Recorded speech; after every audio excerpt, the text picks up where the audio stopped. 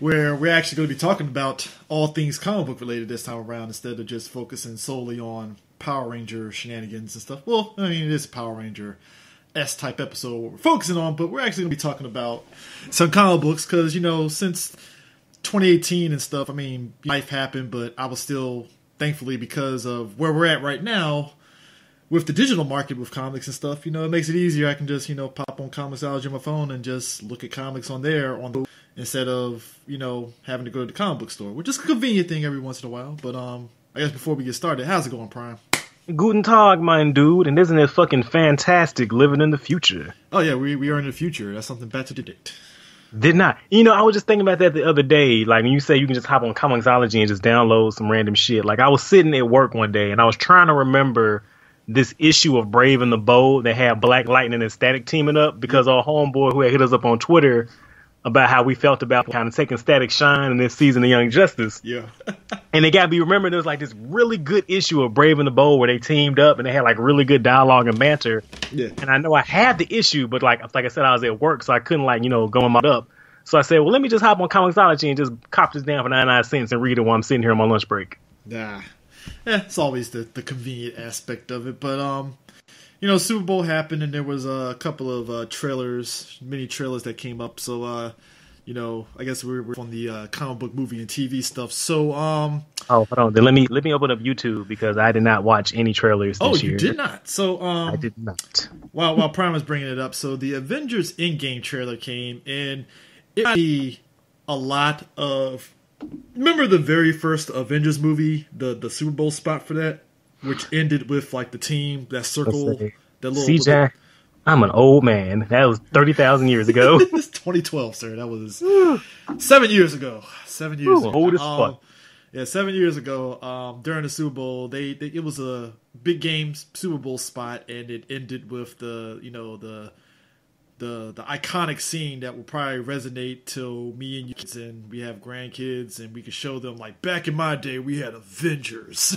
That was our highlight. So this time around the Endgame trailer played and they threw in a lot of stuff that really kind of shows the grimness of the post-snap world.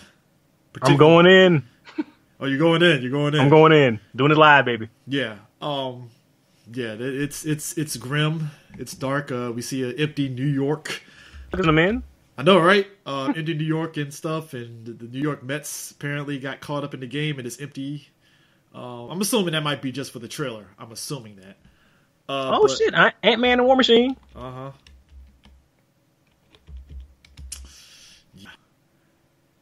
Hold on, is that Rocket? Is he dressed up as? Hold on.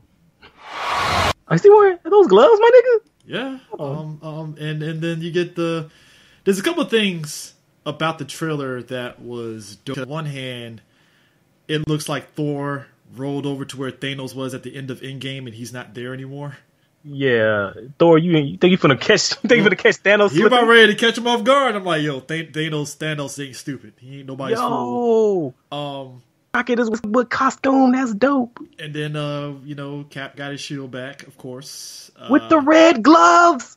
Oh my god. Let's see. And also just the fact that the beginning of it showed every Avengers that got hit in the snap.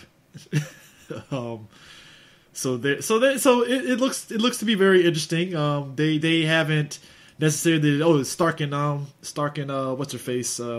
Nebula. I'm glad. Building shit. So it looks like it's going to be a movie, so to speak. Just initial reaction. I'm glad it didn't show anything, and I'm glad that it's leaving a lot to the imagination. It's tantalizing. So like, I'm glad they're not beating us over the head with bits and pieces and scenes. Yeah, so that's the Russos now. They just came out with news today that they are doubling down on the fact that Endgame is going to be legit 3 hours. Okay. They were teasing the idea it might get a intermission. Don't know. Which, I mean, I guess... Who are these weak-willed fools who need an intermission for a 3-hour movie? Look, Prime, if I could, I would pee in a cup in front of everybody, but, you know, I go to jail. All right? I'm just saying, I understand, okay?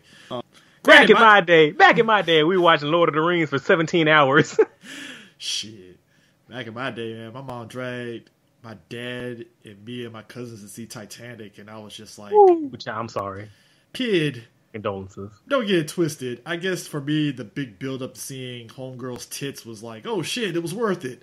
Nowadays I'm like, no, I'm not watching Titanic again. Just like you'd be lucky if I watch Avatar, and even then it's on background on FX and shit. Which, by the way, it's always on in background in FX. That and X-Men 2. Yeah, the quote unquote good X-Men. So I'm mad you said quote unquote. The theoretically good X-Men. Theoretically, even though choices we have available. Granted, look. Dumbass scene aside, I did enjoy X-Men First Class over X2. So you're the first person ever heard to say that, and I really enjoyed First Class. Talking about when I say dumbass scene. We're not going to get on that, especially on Black History. I know, right? It's like we're not going there. We're not going there. But so we had that trailer. So like you said, it's good that they didn't show much of anything. That if they show anything from trailers, it's just the first 30 minutes of the movie. Thank you. So that's 2.5 hours of speculation up in the air of what it fucking possibly could be. Now, which by the way, talking about the Russos, I'm kind of in my feelings about those two assholes recently because they had an interview. God bless them. I love the movies, but there was an interview, and I wish I had pulled it up before we started. But they were talking about like air quote why Superman is a hard character to write for. And I ever read something that made my blood boil so fervently. Because I was like, that's so strange. Because like America is what Superman people want Superman to be. So and not just that. Like the quote they said, I'm paraphrasing because I don't have it in front of me, but they said basically it boiled down to that same old like, well, he's just so too powerful and you powers right for it. And I'm like, didn't you motherfuckers just make a movie that had the Hulk, Doctor Strange, Thor, and Thanos all in there, like, throwing hands. And I got so mad, because I'm like, it just shows fundamentally that you don't even understand the character, and I had to go back.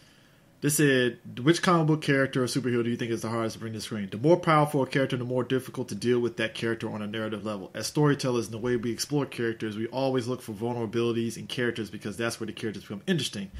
They're superficially strength, but they get much more depth when you find that they don't have that kind of strength. In general, the more powerful the character is, the more tricky that is. Like Superman, yeah, exactly. He's a very difficult character. You have to find an emotional flaw or weakness in the character in order to make them vulnerable. That's read the character. Like Captain America. Granted, yes. You have to remember that fucking quote that Grant Morrison came out that said when people asked him like, "Is Superman a hard character to write for?" And Grant Morrison like laughed and said, "No."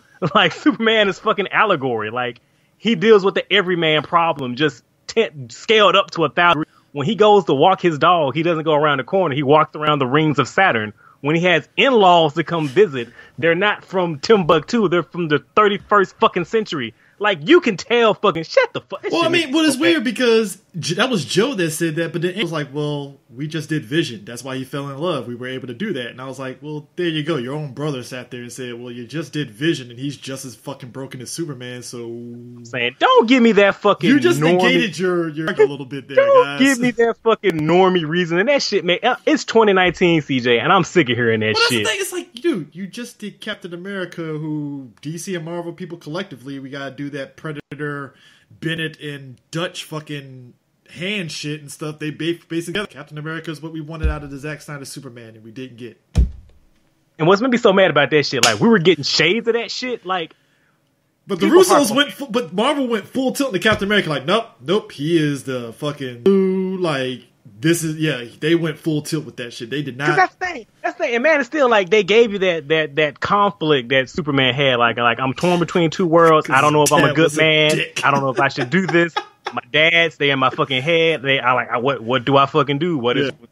They give you the fucking morally complex Superman, and y'all fucking complain about that shit. That's fine. Like don't get me. I don't get it. I don't understand it. But anyways, I really don't. So moving on. Captain Marvel had a Super Bowl trailer, and look that shit up. Now, here's the thing. What I love about the Captain Marvel trailer, and all these trailers so far, and I think people aren't noticing, they're doing a good job of showing the power levels of Carol. This chick is punching whole ass ships in one hit. Like, I hope you noticed that in all the trailers at this point. I don't know if you have been watching some of the trailers. I'm actually trying to stay as neutral as possible. Yeah, but I was saying just from like some of the trailers and stuff when they show her in action, is she's like one-shotting ships and stuff. So they're really kind of emphasizing like she's going to be a force to be reckoned with when it comes to her fighting Thanos. March 8th, huh? March 8th. Yep, about 4 weeks from now, which I wouldn't be surprised if we ended up getting like a early screener access for that shit. So we will see. So Prime, got a question for you. We were talking online, and you mentioned about how Wonder Woman 84 could possibly be the DCEU crisis. You want to explain how you came to that theory? Well, not crisis, and like this, I don't have anything to base this on. And not like Flashpoint. I think they're going to use Wonder Woman 84 to basically like soft reset the universe. Yeah. We don't. We haven't. I haven't been keeping trails of any like set leaks or any story details, and I've just seen like a handful of behind the scenes stills and photos, whatever. But it feels like, or it looks like, or I'm just speculating because obviously it looks like that Flash movie is not happening. Put that shit on ice. That shit is on the back fucking burner, which is a damn shame because I kind of want to see what would have done if they did. Just they promised us a fucking upgrade. They said like, oh, the Flash is gonna go through iterations in that costume. We lied. Anyway, the lie detector was a lie. And don't get me wrong, I guess that was fine if you want to go for your Injustice Flash. Yeah, okay, cool, that's fine, whatever. Even then, that's like a stretch and a half. I mean, the Flash should not. I mean, he shouldn't be in armor, but it makes sense. I don't. Anyway. Yeah. Anyways, yeah. I'm on the side tangent. So, I'm thinking because of Steve, maybe there might be some time shenanigans. If they're not gonna pull the like that's his descendant who happens to sort of kind of look like him, even though I don't know where he would have come from if Steve had died then cousin or his nephew or some shit. I don't fucking know. But if that is Steve Trevor and not a nephew and not the Martian Manhunter, well, please, it was the fucking Martian. Oh god, that was Martian Manhunter. They're just gonna use that to gloss over with Diana using godly timey-wimey magic to like fuck up the universe. Yeah, which I think and just kind of skirt shit under the rug, and I don't think anybody would be mused up that. Yeah, I mean, we wouldn't. I mean, I think Wonder Woman 84 is gonna be dope. I'm glad that they, through shenanigans of the DC order, which I expected, they brought back Chris Pine, which I'm like, of course they were going to bring him back. I mean, that connection that him and Gal had actually was pretty good. So yeah, I'm glad they're doing a variation. I'm glad they're bringing him back in a capacity and stuff, which I knew it was going to happen. It's like, come on, he died and stuff. If probably been kind of like homegirl from Captain America, where he's just old as fuck, and she's still digging him a little bit, which I won't be mad at that. It kind of reminds me right now of the campus where Peggy went through Dimension Z, and now she's old as fuck. Not Peggy, I'm sorry, Sharon. Yeah, Sharon is like what Captain America's age would be now, basically. Yeah, and he's still hitting that. I'm like, I ain't mad at you, Steve. Hey, he likes MILFs, even though he's just her age too. So it's kind of weird. I'm like, hey, the man he likes, man. Hey, we do. I mean, so yeah, those two things. Those are. It's looking pretty up on the comic book side, and they put out another thing for Shazam. I guess was it Super Bowl? Did I miss Shazam? No. Just news of like probably another trailer or something like that for Shazam. But I mean, that's gonna be interesting. That comes out soon too, as well. My only gripe with this Shazam movie, because like everything I've seen, I like so far. Yeah. My only main gripe is that they essentially just swapped out for Dr. Zavanna, and I'm like, that's not Dr. Zavanna. That's you just whatever. You just completely repurpose his character. Like, I mean, I get it because you don't want The Rock to overshadow the fuck out of the Shazam movie. I think we talked about this before. Like, Black Adam, The Rock would overshadow the fuck out of Shazam. Oh, please fucking believe. Oh, the charismatic of The Rock would do that stuff. So I mean, I have high hopes for it. I think it's going to surprise folks, kind of like what Aquaman did, and I think that's another notch for the DCU to have another good movie on their hands, which is what you want. I mean, I think that's what we all want. And it just passed The Dark Knight as the top earning DC movie of all time, right? Yeah. And the fact that they're so mad about that makes me so fucking happy. Like, there are people legit like upset and confused and angry, like a fucking Aquaman movie. I ain't gonna lie, man. If you told me even back in 2012, that an Aquaman movie would be, for right now, the highest grossing DC movie, I would laugh at you. I would have fucking passed. I would laugh with respect to the fact that even in 2012, I loved Aquaman, and I'll be like, you've lost your fucking mind. I'm like, what fucking pie are you fucking smoking, Holmes? You tripping. In fact, back in 2012, when the Avengers $5 billion, I was like, shit, if Avengers made $1.5 billion, shit, Justice League gonna clean up. I was wrong. I was wrong. And it should have. It should have. I was like, shit. Did I tell you that fucking interview I saw with this dude who was like a real... I think he's on Screen Junkies. Yeah. He was like, he doesn't want them to fuck it up because he said, like, if there's any movie that has any potential to make $1 billion at the box office, it's Justice League. And even I was like, hold on, bro. Pump your brakes. But then I thought about it and I said, you know what? Every, like, story I liked, every like comic book TV show that I enjoy, every like comic book based movie that I really like, it all revolved around the Justice League in some shape, form, or fashion. And I'm like, you know what, Holmes? Yeah. And then... But they fucked it up. Fuck you, Frankenstein, the fucking movie. You fucked it up. Now, so we'll see. Like I said, I'm happy for it. Now, here's the thing. So the next trailer that came out, it came out actually before the Super Bowl. Agents of S.H.I.E.L.D. still trucking along. Ooh, this might be last season though. It's got to be. No, they got season 7 coming after this too. Are you serious? They're serious. They're serious. They're serious. Season 7. I'm gonna let you watch. Say this. I got a feeling this is Agents of S.H.I.E.L.D. doing Secret Invasion from their angle.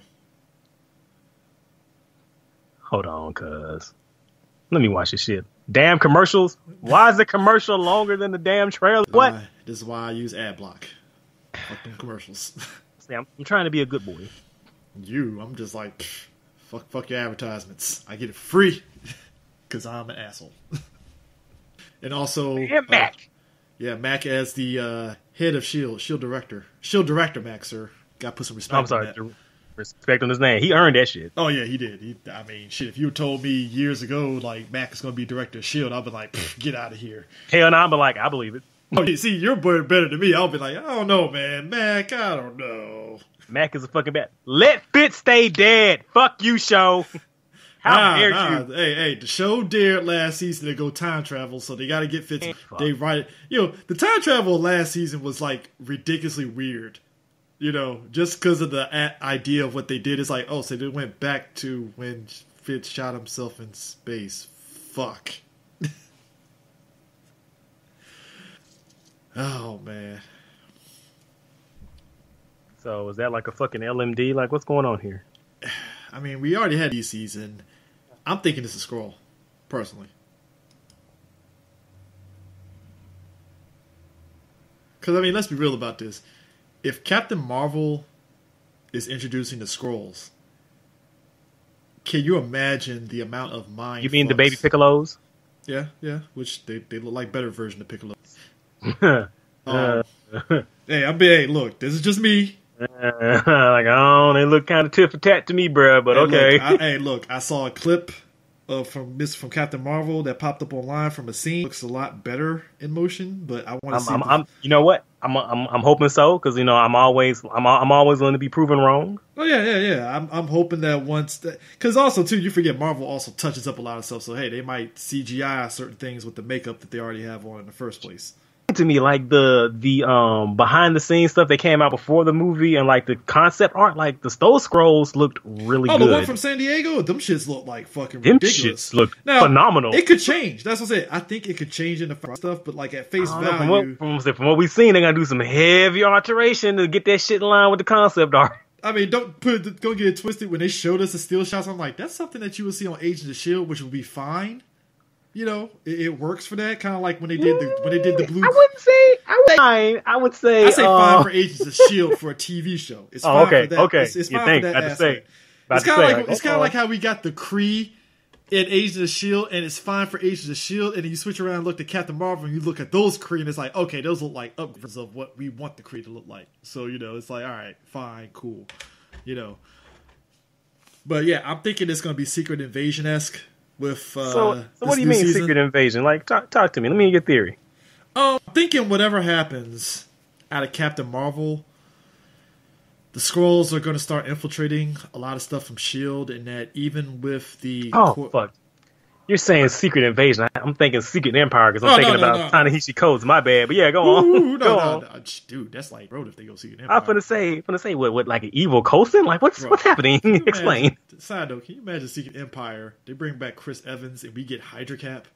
If we get Stevel. Man, Chris Evans is hot damn. Boy.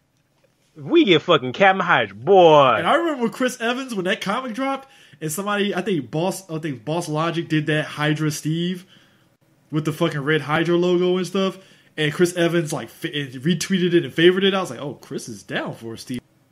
Interesting. Oh, that's what's up. That's what's motherfucking up. 10 years down the road, if we get Steve, I'm gonna be like, holy shit, it's about to go down. We get fucking... So, if you do Secret Empire, like, I feel like with its own movie, I feel like they'll probably World War Hulk it, or it'll be mixed in with something else. Yeah. Like, yeah. And I want to say like Black Panther 2 or 3 to fuck with us all. Oh, or like Wakanda's like the last free nation on Earth. Can you imagine? Whew. I mean, that's inspired. Like Steve was just like, we respect you, Wakanda, but you better give us some vibranium too, just an FYI. You know, that's on top of Mags throwing his hat into the ring, like, yo, you fuck with us, we're gonna fuck with you back.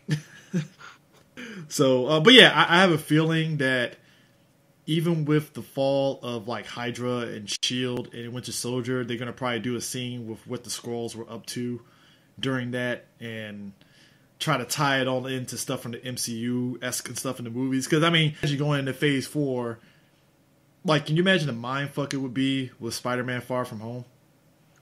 So, if they throw a Skrull in that shit. Which, granted, we still don't even know how all that shit lines up, too. Cause I don't think, you know what, maybe I don't know if that takes place in the past. What if that trip he's on, that bus ride he's on from the beginning of Infinity War, was him coming back from Far From Home? We don't fucking know. What if this is all simulation? What if they're all? Well, this is all the Soul Stone. We don't know. Let's just get Buck Wild. Let's just say fuck it. See, my Buck Wild was a simulation. That would fuck with everybody that had theories at that point. It's like, what do you mean it's a simulation? Yeah, Nick Fury kidnapped. So you saying Metal Gear Solid 2 our asses? Is that what you're saying? Yeah, basically, it was all a simulation, courtesy of Mysterio. That's my theory, at least. But you know. But yeah, Agents of S.H.I.E.L.D. I'm like, all right, cool, they're back. Let's see where this goes. And good to see Daisy back. They're doing their thing. It's like I said, season 6 is gonna look pretty good. It's supposed to be coming back during the summer, so that's a good thing.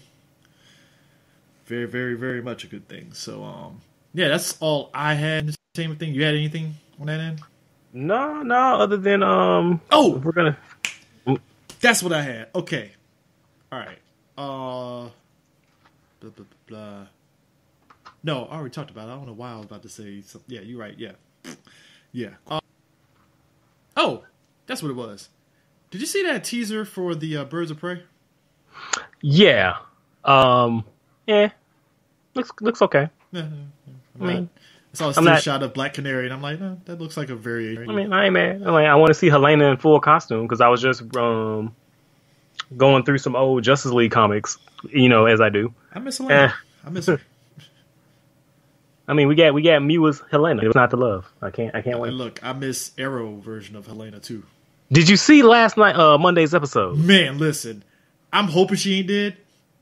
Spoilers, guys. I'm hoping she's not dead. She better not be, because Ragman's not dead. It just well, it wouldn't make any sense. Like, why would he? Well, he wasn't killing them. He was just mad. Like, I don't know why everybody automatically assumed dead. I was just laughing at the fact that last we mentioned of Ragman, he shielded a fucking nuke with his rags, and then he was like, ah, shit, I gotta figure out what's going on with my powers now, and disappoint. I'm so mad. And we finally see him. I'm like, is Ragman coming back? Is it Raggedy time? And they said, fuck you, no. I'm like, oh, man. Meanwhile, do the Arrow Riders, like, do they listen to us? Do they care what we say? Do they care what we feel? Meanwhile, I thought we were getting Suicide Squad, but apparently because they're doing a Suicide Squad movie and stuff, they got fucked over again. So now they're the Ghost Initiative, and I'm like, fuck. Just not gonna happen. Just not happening. I mean, what's the point? Because you told us because everything's in house, you're like DC multiverse, and we're all in on that shit. But like, y'all keep doing this bullshit. Like, why? Keep fucking them over, and don't get it twisted. I think Berlanti and them have to do what Feige and them had to do, which is like guess we're gonna have to fucking make something out of this shit. Fuck it. All right. Yeah. Did you hear the story about how they fucking put DC's back against the wall? How they were able to get Ra's al Ghul in season 3? Dude, I feel that they had to sacrifice a virgin to get that shit to happen. I feel that's what had to happen. Because, like, they said, like, we kept doing this shit, like, we didn't have permission, but we just kept putting the seeds, and we're like, hey, I mean, we set it up. I mean, come on. I mean, and...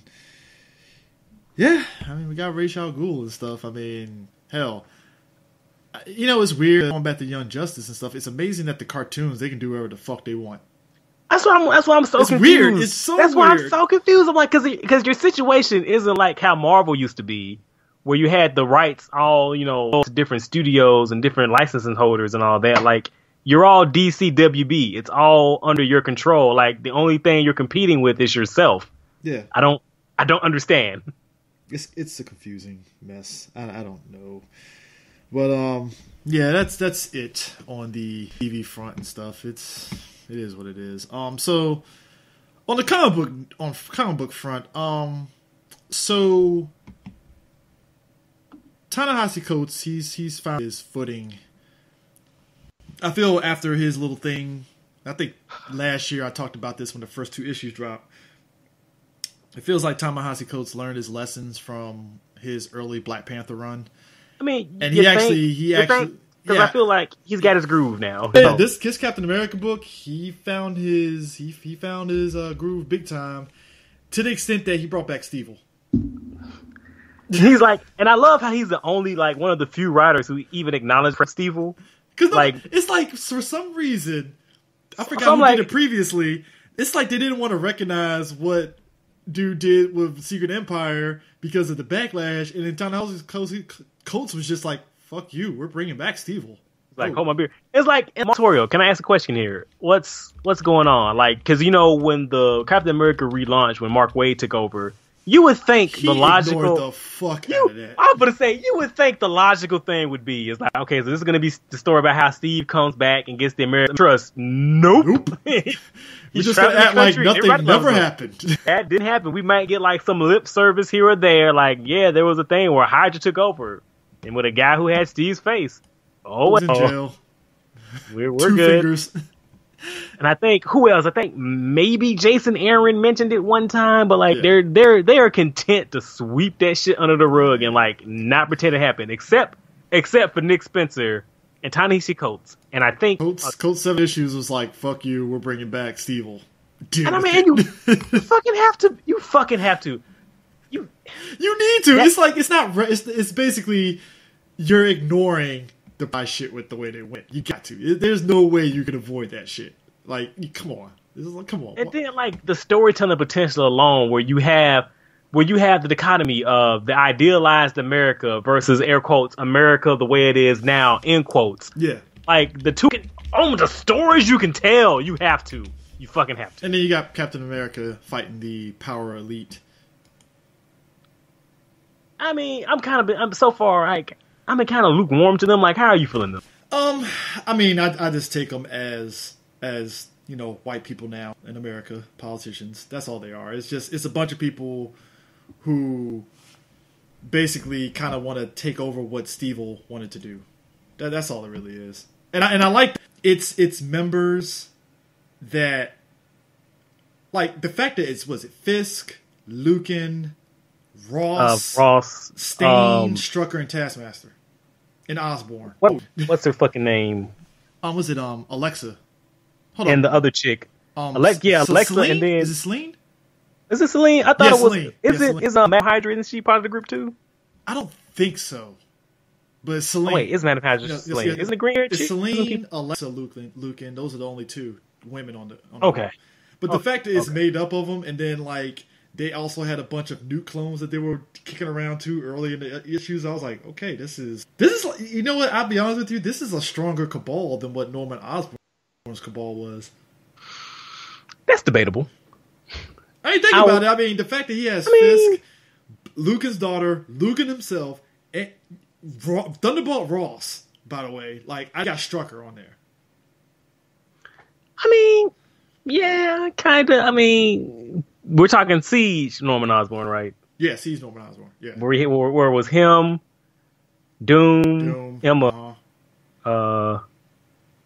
Fuck, who am I missing? Wasn't the Hood part of that crew? Yeah, the Hood. Was it Madam Mask? Madam Mask. Shit. Well, I don't know. It depends on what you want. Do you want your Saturday morning stash twirling, or do you want your Robert Redford political thriller villains? I mean, look, this power elite is basically they cover. It's basically kind of like the Illuminati. I mean, you got your Wilson Fisk, who is like the street level, so he has his eyes on the street level stuff. Taskmaster is a fucking mercenary, so he's kind of keeping an eye on a mercenary. You got Thunderbolt Ross, who's part of the Marvel military complex and stuff, so he has his hand in government shit. Norman Osborn is fucking Norman Osborn, so he's everywhere. You got Zeke Stane, who that's Iron Man stuff, so you got somebody that's rich as fuck in your group. Strucker is Strucker, which I'm still to this day I'm still shocked that he's working alongside Norman, considering directly in was it Secret Wars? Secret Warriors. He really wasn't fucking with Norman like that. Yeah, they beefing. Like, Strucker's going through a whole lot of shit. Granted, Norman killed his son. Like, you killed my son? I don't care. I mean, he is a Nazi, so yeah, that don't give a shit. But I'm digging. I'm digging everything about Captain America, and I'm also digging Space Wakanda. Yeah, his Black Panther, that shit is like way better than Run. And the main reason why is because it's something interesting and it's something unique, and he's not letting the world building like overshadow the characters in the story. I think he threw T'Challa right there in space, and you're like, how the fuck this happened? But you're just along for the ride. Which I think was the problem with his initial Black Panther run, was like it was nothing but fucking talking. Like, Coates, you're writing a comic book. Like, I understand. Like, dude, I understand. I'm 8 issues in, bro. The world is established. You're on. Let's tell a story now. Let's go. Yeah. So I've been digging that, and also so I'm pretty sure you've been keeping up with this, and we mentioned it before during the podcast. Venom.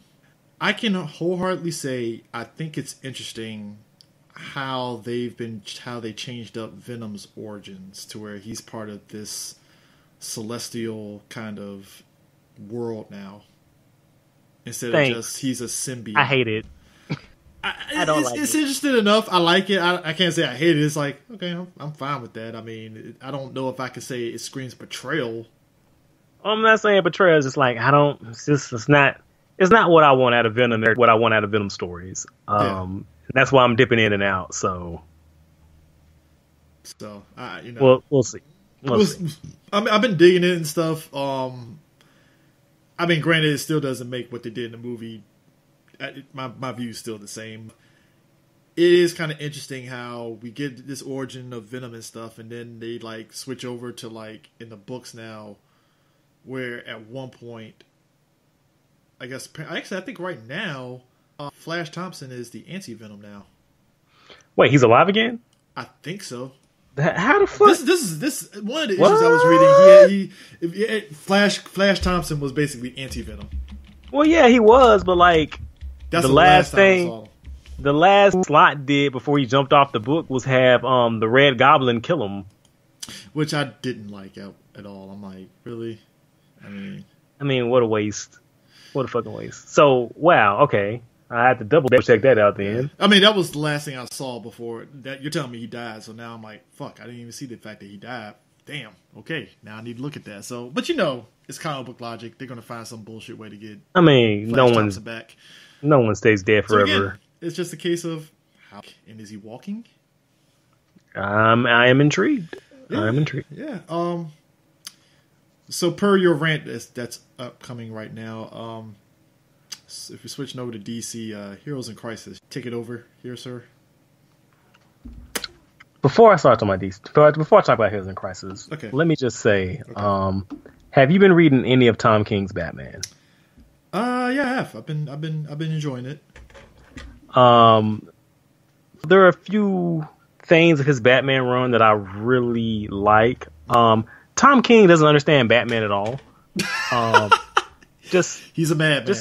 just no fundamental understanding or grasp of the character in any of the slightest. Not any interpretation of the character.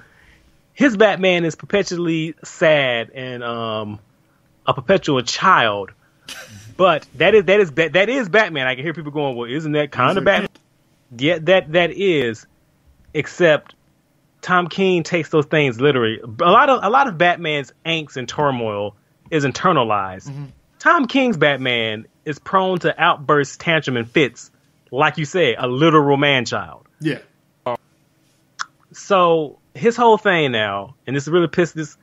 He claims he has this 100-issue grand story to tell, and we're on issue I think 63, 65, and you are literally fucking killing me, Tom King. Like there are so many points where you're spinning your wheels, and what's really getting me really frustrated is that somewhere along the line, Tom King. By the way, Thomas, Mahalik, I'm gonna need you to seek some help, man. Like. Clearly through your work, you're trying to communicate something to all of us, and you're using us to be your unlicensed therapist. I've heard several people say. Which is weird. Also on DC, that Mr. Miracle book was fucking awesome. And it dealt with, like, mental... mental. You didn't like Mr. Miracle? It was not. Oh, man. Now you're making me feel bad. I love Mr. Miracle. I liked it up to the point where I realized... That was all it was. It was like it didn't do anything. So here's my main huge fucking issue with Tom King. Okay. I am so over this deconstruction of superheroes because in what that's way? All. I don't think it's a bad way. Or you say you don't like the deconstruction of it. I don't like. Well, so Tom King's main thing is like, yo, here's an idea. What if everyone was like really sad, like all the time? And like he thinks he's doing this, and I don't know talking. I don't know the man personally. I'm just knowing him and drawing assumptions from his work. Yeah. Is that he's deconstructing characters, but he rarely ever has moments where you build him back up. Yeah. I think in his mind, I think he thinks he's doing what Alan Moore did. You're not. You're not. The things you're doing, they're not most of the time they're not interesting. Like, I'm with you. I was with you in Mr. Miracle up until like the 6th issue where I realized this is all that it is that Scott is dealing with his PTSD of almost committing suicide, but he's not getting over it. Then at the end, where it's revealed that he's trapped literally in purgatory, and he just goes, well, I'm just going to accept this for the time. I can escape whenever I want. That one sentence. That's literally the whole story. Spoiler alert. Spoilers. That's literally the whole story. There's no twist. There's no heroic moment. There's no comeback. There's no no self-actualizations. It's just issues of Scott wallowing in his sadness. I don't want to fucking read that. Some people like it, and I get it, because, like I said, I'm somebody, I've never had that kind of, like, depression or anything or that kind of thing. And how that, like, I like that whole aspect of it just because seeing other people catch on to that whole aspect of it and relate to that, it's like, oh, shit, okay.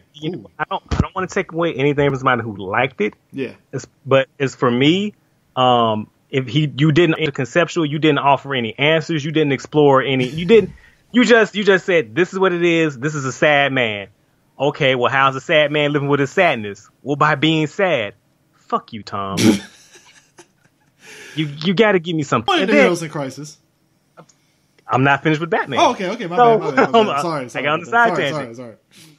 So he says he has this 100-issue story arc, right? Okay. And it would be fine if all of the stories were just, self-contained stories of or events that were happening in the life of Batman. But somewhere along the line, Tom King had the brilliant idea to say, hey, wait a minute. What if all these events were orchestrated by Bane? And so I think he's up Bane to be Batman's, final level boss. Mm-hmm. And he tries to tie all these disproportionate events to some grand master plan orchestrated by Bane. So to how Tom King is orchestrating Bane's I'm crashing the Batman with no survivors plan. So see if you follow along with me now. Okay. All right. So here's the thing. So here's Bane's main plan. He has Holly Robinson, Catwoman's sidekick, kill hundreds of terrorists. Catwoman will take the L for it.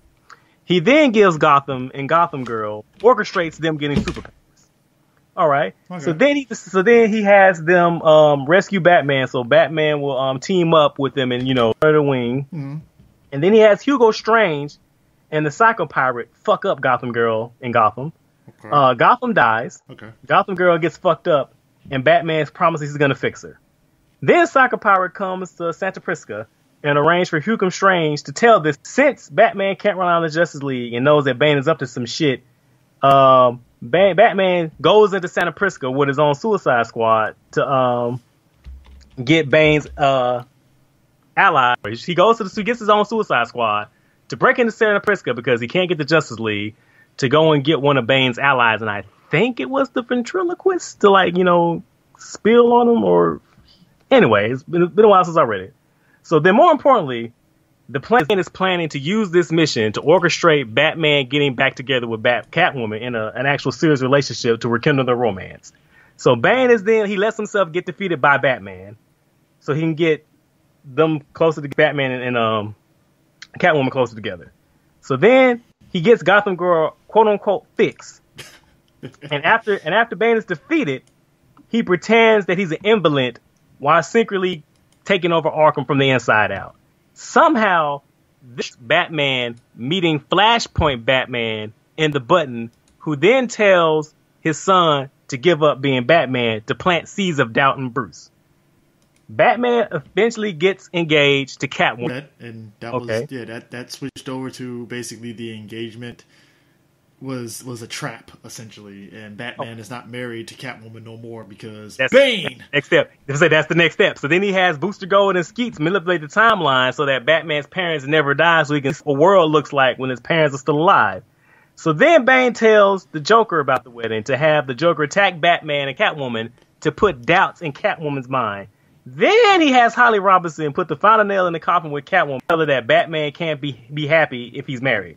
The wedding is called off. Apparently, the Riddler helped out too. The bat is broken. He's finally broken to Batman, so now he's super sad Batman. Then he has the Penguin frame Mr. Freeze for murder, so Batman can beat the shit out of him. Mr. Freeze put on trial and put public doubt in Batman. Right? All right. Hires the KGBs to shoot Nightwing. Hires the Penguin to kill Alfred. Which I saw, which is interesting with Nightwing. Keith's pretending to be an invalid while Batman breaks in the shit out of him. Then somehow, he captures Batman, off screen, by the way, and straps him to a machine that's powered by Scarecrow hallucinogens to cause Batman to live in a perpetual fantasy over and over again until he finally go insane.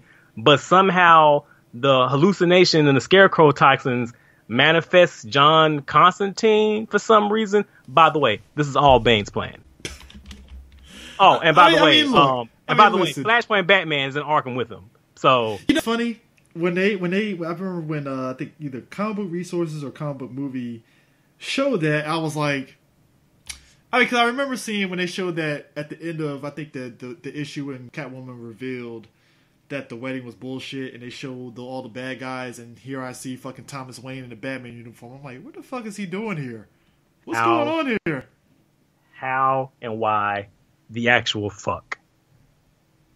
I feel like he material for 20 pages of stories, but DC gave him the Kings of the Kingdom, and he's like, well, I'm gonna get my therapy sessions in. The character in this story be damned. Yeah, I mean, look, I think, DC has always kind of posited Bane as being this smart person anyway, but this is a step. If you really look at the plan, this shit's a step too far. Like, how the fuck? Yeah, it's really one of those, like, you kind of look at, like, you want to show Bane as being a super smart guy, and that's fine. There's super smart, and then there's, okay, I think you're kind of overreaching. It's like you're trying too hard to make him more smart than what it is. I think what you're saying. There's super smart, then there's smart people. It's like you're overcompensating for a character you don't need to overcompensate for. I'm trying to remember. I wish I remember who said it, but somebody said a quote that has always stuck with me when writing, and it says that, keep this in mind: a character is no smarter or no more intelligent than the person that's writing them.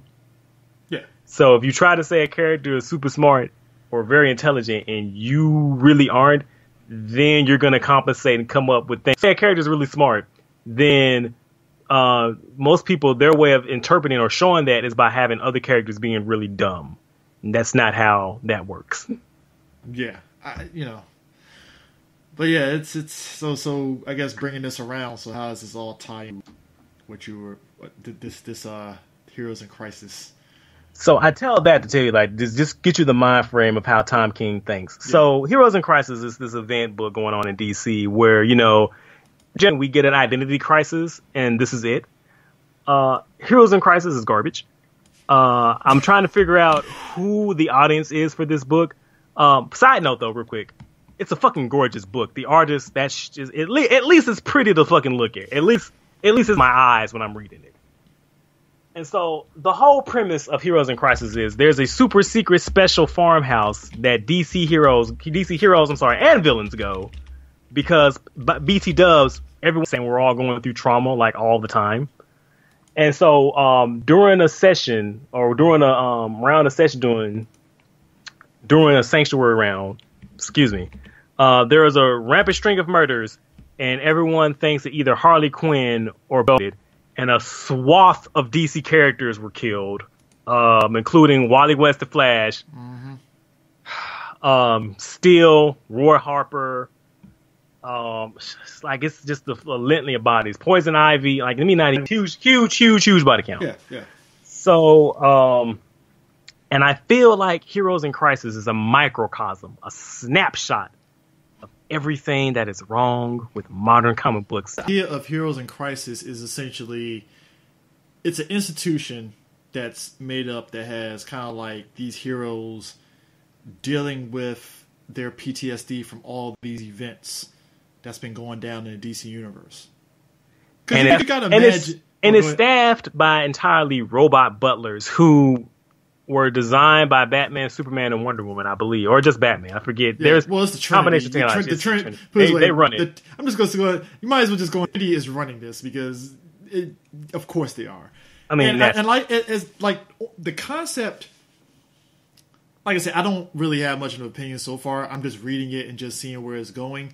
But the concept itself, it makes sense because, I mean, look, that's something that I think a lot of people was always curious. Like, how can you be a hero and deal with all these fucking universe-altering events and not come out of it fucked up?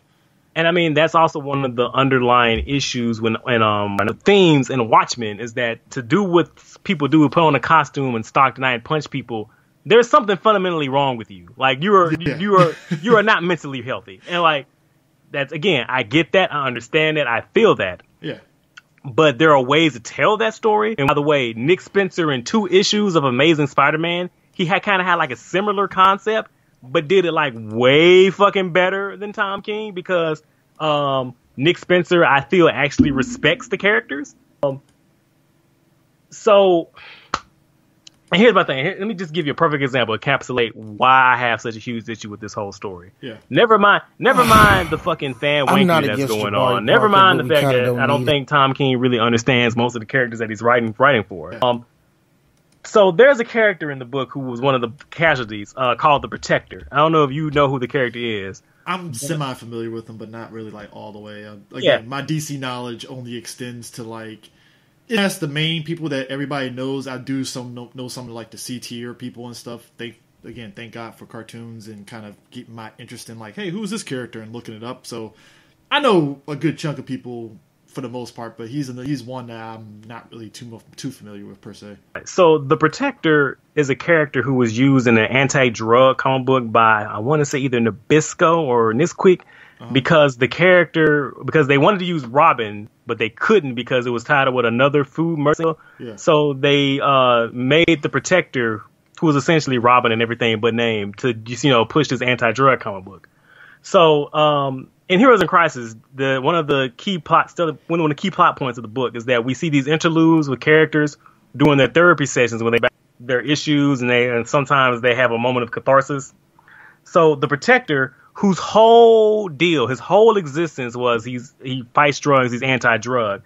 Tom King says that during the whole time, turns out the Protector was actually a junkie who was on drugs and who was high all the time when he was fighting crime. And I think he thinks that's mature. That's not mature. That's so sophomoric. It's actually fucking dumb. Like that's and look, I'm not saying the Protector is like this revered character that everybody loves, but I do operate under the assumption that no matter who the comic book character is, it's somebody's favorite character, and therefore they're all or should all be allocated some measure of respect. To take a character whose whole shtick was anti-drug, then to go, LOL, wouldn't it be funny if he was a junkie the whole time? That's not intelligent. That's not good writing. That's fucking stupid.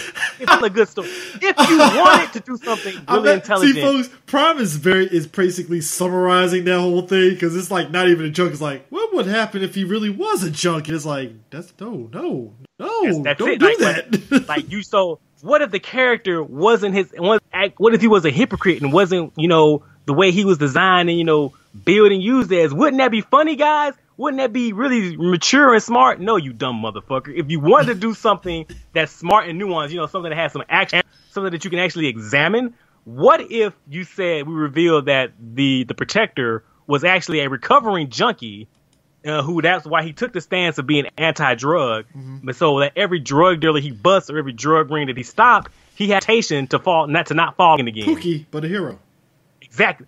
That he's broken, but he's not fucking in fucking chambers like a fucking hypocrite. Yeah. That's interesting. That's character. That's a dynamic. What you did is fucking 11th writing tier bullshit. Relapsed and he's a junkie now. I was like, what? Fucking the disrespect. Oh my god. Hello? I'm trying to calm down. I'm taking No, I understand, because it's like when you think about this, bear in mind, I'm 3 issues in, so like when y'all really think back on those 3 issues, I was like, shit, he got a fucking point. It is kind of like his background is like, damn, this does feel off now. Fuck. Why would you fucking do that? And like, there are so many character moments in that book that are just completely out of character, just to necessitate the need that Tom King has to tell his I'm a sass. Look, this series is so fucking terrible. It has me retroactively going back and thinking about, did I really like Omega Man? Did I really like The Vision? Did I really like Grayson? Were those good books? I mean, look, I get you, me. I'm just like, I still like Grayson. I still like those, but yeah, it's. I tell you this: if I ever meet Tom King, one of two things. Don't punch a Prime. Just two things are gonna happen. Either you're gonna give me my fucking money back from the dick. That's it. Look. We here at you subjected me to this. Do not condone violence against creatives. That's all I'm saying. Continue. He's not curating. He is destroying.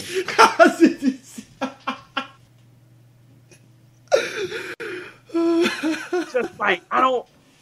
And then like there are moments in the book that make me so mad. Like the scene where Harley Quinn gets the drop on Batman and somehow manages to escape Wonder Woman and Superman. I mean, that's an escape from the Trinity because Harley's so random.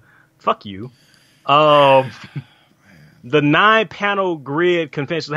You said you're on issue 3, so you haven't read issue 4, right? No, I haven't read issue 4 yet. Okay, and not just that. Tom King gets really tired because he has the same shtick in everything that he fucking writes. And like I can already see where the story is going. So basically, like I said, there's a huge body count, and there is an issue where they show how the sessions work in Sanctuary, where everybody walks around in an eyes wide shut mask, because that's totally a normal thing to do when you're in a place trying to seek psychiatric help. That totally makes sense. Yeah. And they go into why Wally is messed up, and Wally is reeling from recent events in the Flash book, revealed that his kids may or may not be trapped in the Speed Force like he was, and he's in his emotions because he can't be with Linda Park anymore, and he wants to get back with his family. Yeah. So he's dealing with, and one of the ways that Sanctuary helps you deal with trauma is by putting you in essentially a holodeck, and you can interact with anything that you want. And so they're constantly showing Wally always making up images of his family. Yeah. And so, and this is just me putting on my cap, and I see you, Tom King, and I can see through your bullshit. I'm feeling that they're going to reveal that Wally was the culprit who caused the massacre, because he's living in now is the real world. Because of course you put people who are psychologically frail and damaged with superpowers in a fucking holodeck, because that's totally what you fucking do. I mean, you know, I will say this. What threw me off, too, was seeing Harley Quinn bash Wally's head with the mallet. Yes, Wally. I think there's going to be some time travel shenanigans because you're an issue behind. You're an issue behind. I know that. But it was just... I don't want to spoil nothing. I know, but it threw me off seeing that, and I was like, huh. You know, and it's a mind fuck, and I'm like... And maybe this is the thing with DC, like, it's hard to pinpoint where this all takes place in the realm of, like, the DC stuff. Especially, like, if you're reading other books, it's hard to really kind of get a read on where exactly it takes place a little bit. So, yeah. I mean... Hey, can we pause for a second, dude? Yeah. Be right back. All right.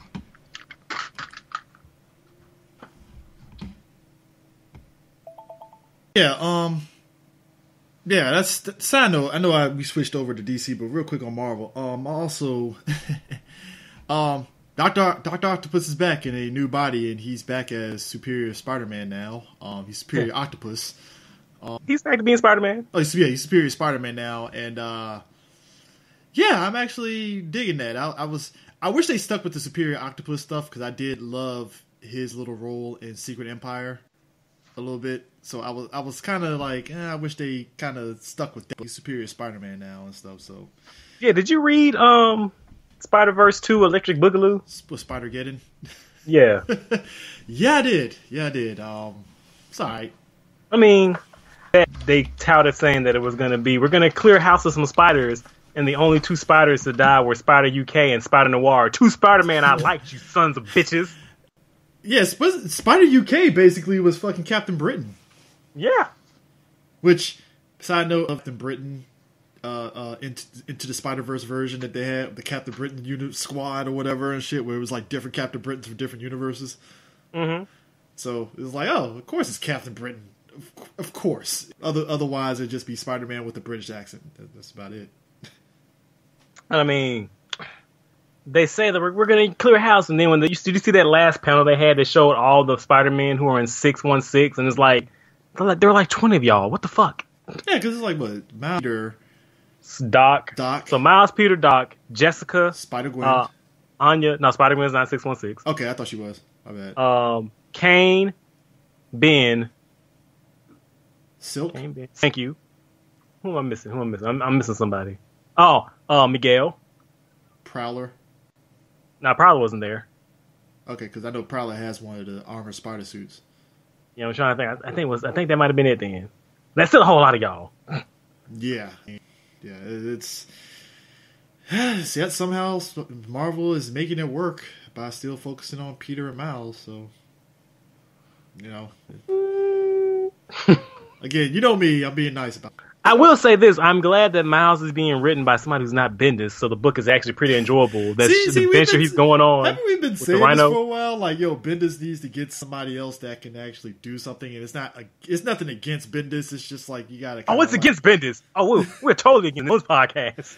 Hey, I'm not against it, but every once in a while you kind of want somebody to jump in and spice it up. Which, look, side note, RIP that Falcon book because, dear God, man, it's not missed. Yeah, it's not missed. It's amazing how folks flap their mouths, were pissed at, I can't believe a white man wrote fucking Falcon, Captain America. Oh man, we need somebody black. They get somebody black, and the dude does not fuck shit about. That book was so bad. All the shit that Spencer built up for Captain America, for Falcon, right? First of all, Marvel completely flushed that shit down the toilet and turned it back into Falcon. Like, the conclusion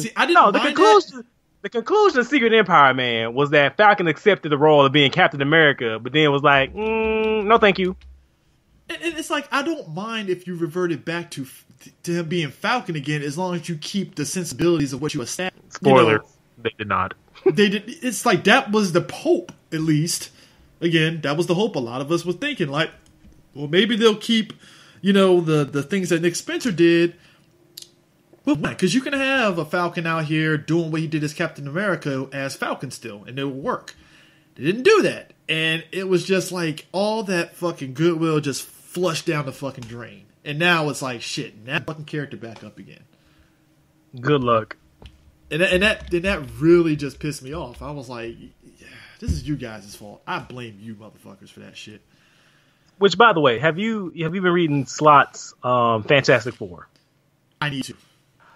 You Okay. And I like Dan Slott, a little bit. So me and Dan Slott, we have a long history. I felt like he stayed on Spider-Man 10 years too long. But that said, this Fantastic Four run, it's not bad. I'm just, when I say you don't have to read it, you're not missing anything. It's not like a must-read book. He doesn't get Doctor Doom at all. He writes he's just a terrible Doctor Doom. Though the he has with Doctor Doom, Victorious, she's dope. And the villain he made up, the Griever at the end of all things, I think is a really good concept. And I can't wait to see her pop up in some more things. Yeah. Okay. I know I'm going back to Falcon.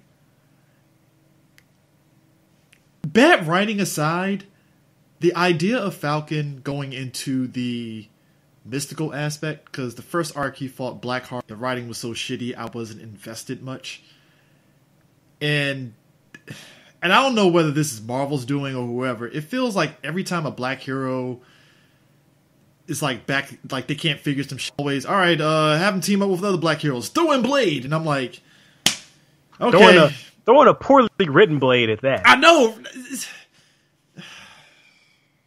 I'm like, who is that? Like, who is that? Because that's not fucking Blade. Who the fuck is this? Because to me, the last time I felt Blade was decently written was Captain Britain in MI13.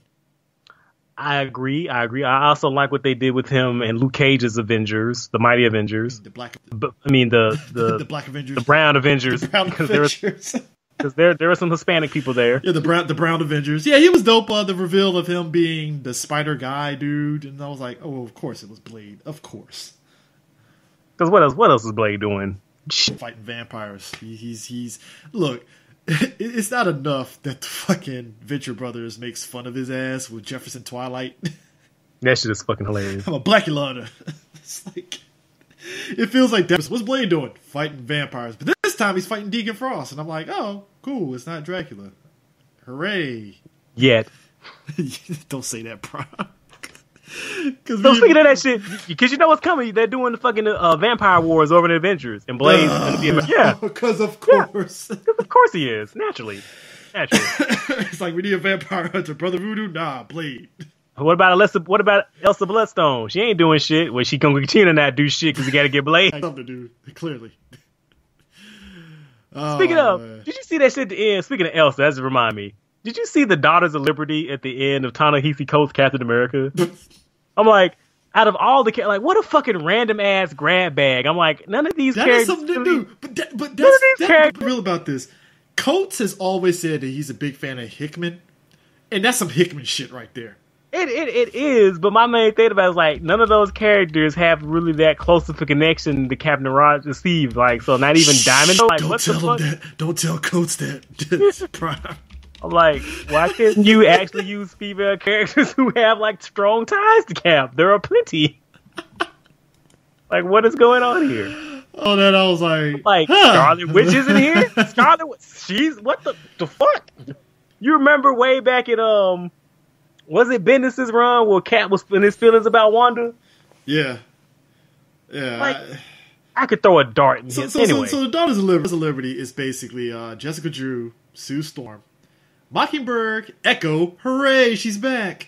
Misty Knight, White Tiger, and Annabelle Riggs. Oh, that's Annabelle? I thought that was Elsa. That was Annabelle. But the chick in the trench coat? I thought that was Elsa. I saw the ponytail and a red head. I was like, oh, they got my vampire hunter girl. And they got Spider-Woman leading them. Spider-Woman leading them. And they were summoned by Sharon. Yeah, Sharon Carter. Because, hey, we gotta get the... It is random as shit. It's like, huh.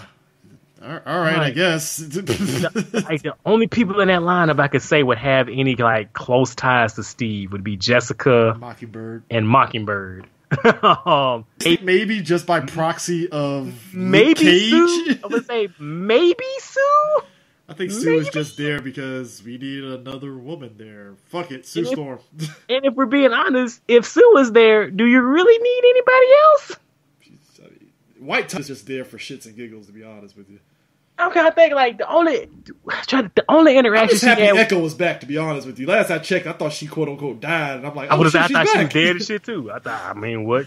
But like we just saying earlier, hey, but her death. To be honest with you, her death was so fucking vague. It's like, well, she's coming back, just don't know when. We know why. We know why, but which I'm pretty sure if we got a season 4 of Daredevil, they were gonna probably give us Echo. Give me spoilers, bro. I'm still behind.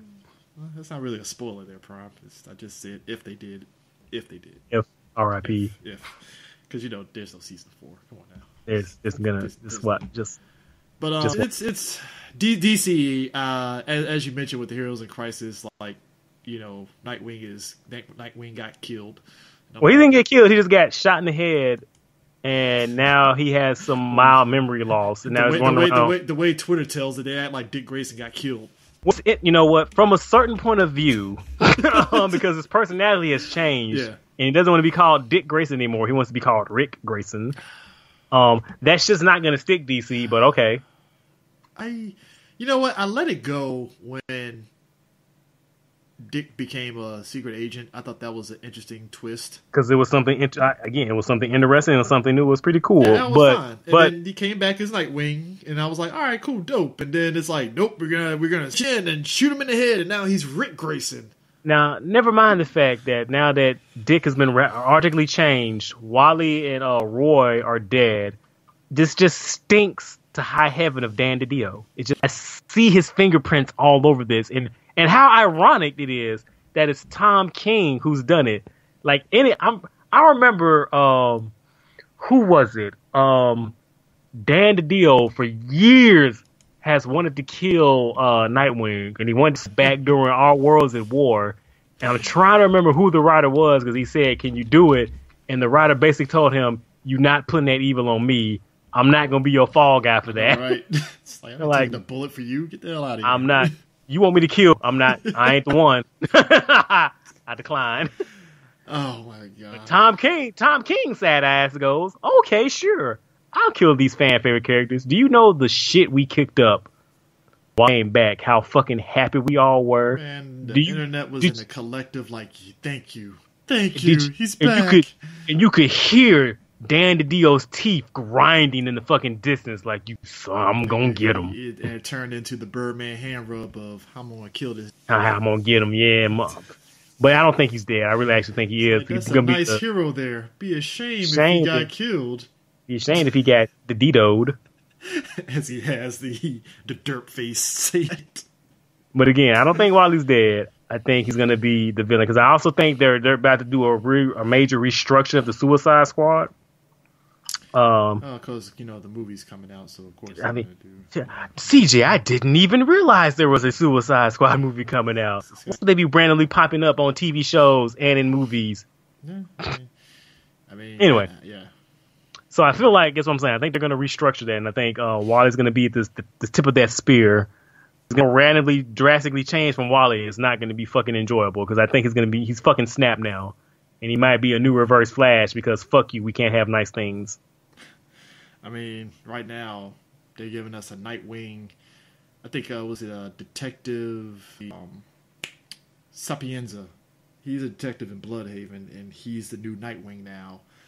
And you know how, like, a lot of folks were acting brand new, understandably so, as Captain America with a gun? Mm-hmm. So now we have this detective. He's taken over. He found his Nightwing's one of his old hideouts and donned his costume, and he has his gun with him as Nightwing. So we got a Nightwing with a gun, and I'm like, this is interesting now. Which I'm not mad at it because this isn't the Dick Grayson who was like, no, I worked under Batman. We didn't use guns or anything. We just had weapons. This one is like a detective that was using as Dick, but just on his own terms. I ain't mad at him. Yeah, so it's going to be interesting going forward and stuff. So, at this point, it's just the countdown to when is Dick going to become Nightwing again, Fairly soon, because you can't. Can't keep him away too long. Bitches love Nightwing. Listen, so I'm gonna tell you. So I guess this brings us to the piece de resistance that is Soul of the Dragon, ladies and gentlemen. Soul of the Dragon. Oh, can we before we start those? Can we say what this is? Have you read the Boom Studios Buffy comic? You said the Boom Studios what? Buffy. They're doing Buffy. They revamped Buffy, kind of doing to Buffy what they did for Power Rangers. The first issue is out. So let me ask you this: I haven't read Buffy since the Dark Horse. Are they based on Dark Horse stuff? Oh, and this is an entirely separate universe. This is a complete reboot. It's not even a TV show. It's not the Dark Horse stuff. This is its own separate entity. Kind of like how the Boom Studio Power Ranger comic books are. Okay. It draws element things, but this is firmly its own continuity. Okay. So much so that Willow was already gay and she already dressed better than Buffy. And to me, that's like the biggest, like, how dare you? First of all, Buffy needs to be stunning on these hoes. Got to. So how dare Willow be out here outdressing Buffy already? Because, like, later on in the season, how Willow started off dressing kind of frumpy. Go goth all of a sudden. Yeah. Then she's already golfed. I'm like, she's already hot Willow. So, like, why are we already at the peak to climb to? How dare you? Anyway, side to side. So, I read the first issue. It's fine. It's okay. I have a question changes they've made. And not even in the service of streamlining the story. It's just, like I say, some very questionable things they decided to do. Like, I saw a preview page where they're going to take Principal Wood from season 7 and they de-aged him. He's going to be a possible romantic interest for Buffy. Sure. Okay. They got Giles' voice all wrong, and I don't know. I'm interested to see where they're going with it. Yeah, I maybe I get to it and stuff. I'll get to it eventually. It hasn't really been on my priority list, but I have been kind of like keeping up with some of the news every time they put it out there, and I'm like, this is interesting. It'll be, from what I can tell, if anything, it'll be worth a reading and trade. Like, in the issue, but so far it's not bad. And the art is the dude who does Go-Go Power Rangers. So of course the book looks fucking amazing. Yeah, it's fucking gorgeous. All right, I'll probably check it out. Hopefully, when we trade and stuff. Old Man Tommy. Yeah. So I'm still laughing at how Prime predicted Old Man Tommy happening. It was just hilarious that like clockwork, bam, Soul of the Dragon gets announced, and I'm like, God damn it, Prime fucking predicted this shit. Not only did I predict this, I predicted the events of the book pretty much verbatim. But to be fair, if you follow the franchise and you've been reading the Boom comic books and you know the Boom studio writer, let me stop for a second. Let me say this on Front Street. Okay. Chris, did I like Soul of the Dragon? Yes, I did. Mm-hmm. I liked the book. Let me say it again. I liked the book. I thought the book was fine. Was it the greatest thing? That said, me and this book are going to have some words. So, yeah. If you've been following the Boom Studio comic books and you hear the concept, this is going to be Old Man Tommy's last hurrah. If you follow the Boom Studio comic books, you hear those words together, you can pretty much basically guess where the story is going to go. And it's exactly what you think it is. Whatever you're thinking right now, yes, that's exactly what this book was. Yeah, it's... as our boy William pointed out, I guess we can from that because this does tie into it. Let me find it.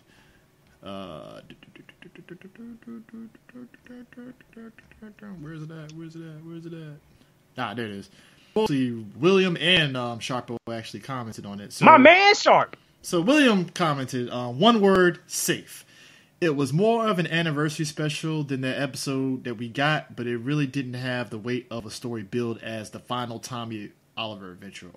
As everyone has already joked, this was Old Man Tommy, but nothing happened to really earn it that. It's like if you called a regular weekly football game the Super Bowl. Sure, it took place in the future, but nothing else about it really stood out. Seemed like the more interesting before the book. Like, apparently he was getting into intergalactic death matches just to fill a rush. Oh, yes, he did. I like the characters, I like the tone, yet it was all squandered in the end. If anything, it might have served as a nice farewell to JDF from Saban, but Hasbro's plastered all over the book, making it seem like the franchise will remain even after it has already changed hands. I'm sure they started this before the handover, though, so I really do hope it signals the end of the Tommy Wankfest. That ride never ends. That's some hopeful thinking, my good sir. Do you think they're gonna let that cash? Nah. No.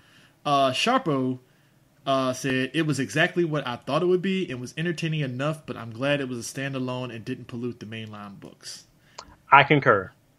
Yeah. So though I'm pretty going to be referenced in other books. So here's the thing. So this book is basically in the future. It takes place in 2028, 2030? Yeah, something like that. 2030. Somewhere. Yeah, 2030, 2040? Yeah.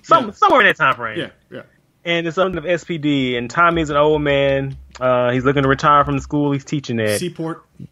Yeah, where his son, who works for SPD, has gone missing, and so he has to take up his damaged morpher one last time, his underbelly, and find out what happened to his kid.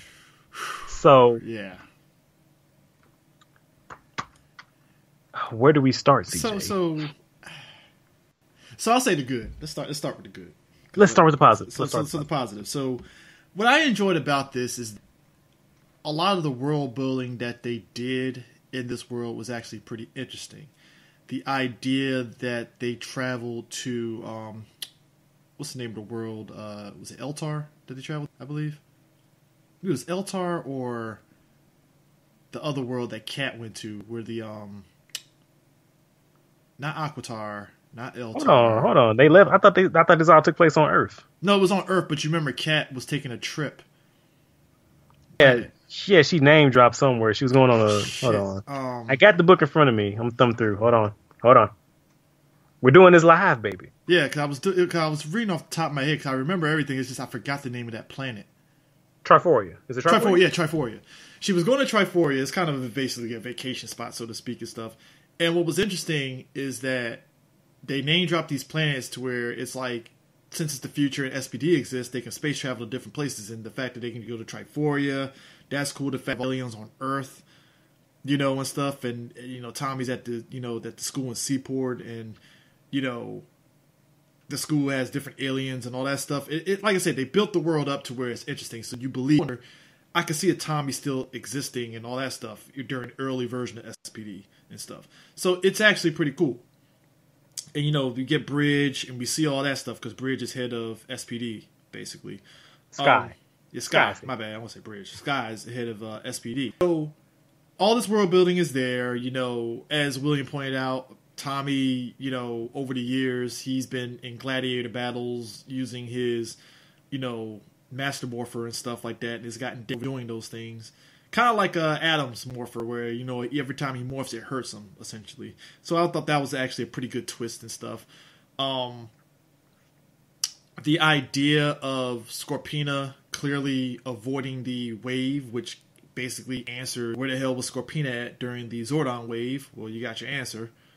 The fact that she was in the other dimension with Loki, that was actually pretty interesting. And just the circumstance back, I was like, all right, cool. These are good things. Even the final battle and stuff was what I expected it and stuff. To me, I'm just saying, to me, it was just what I expected it. But there's a downside to that. I'm just saying the good. Tommy was all right. He was typical Tommy, being the dad and stuff, and the plot twist of, we'll get to that plot twist and stuff. But it was fine for what it is, and that's why it was a good read. But I mean, for you, what was your least good view? My least good things. Where do I start? Not least good things, but I'm just saying the good things before we get to the least good things. My bad. Well, yeah, I pretty much agree with all of you. Like we keep saying, like whatever it is you thought this book was going to do is exactly what it was. The art I thought I thought the art was pretty good, though I questioned in some parts it was kind of spotchy and botchy, but I'm assuming that was a stylistic choice to heighten certain. I did like the name dropping, though. I'm trying not to turn to a negative. Hold on, let me stop myself. Let me think positive. I like that this book exists. Like I like the energy that was put into its creation. Mm-hmm. Like can I be unleashed now? Can I go? Yes, you can be unleashed. We're switching over because.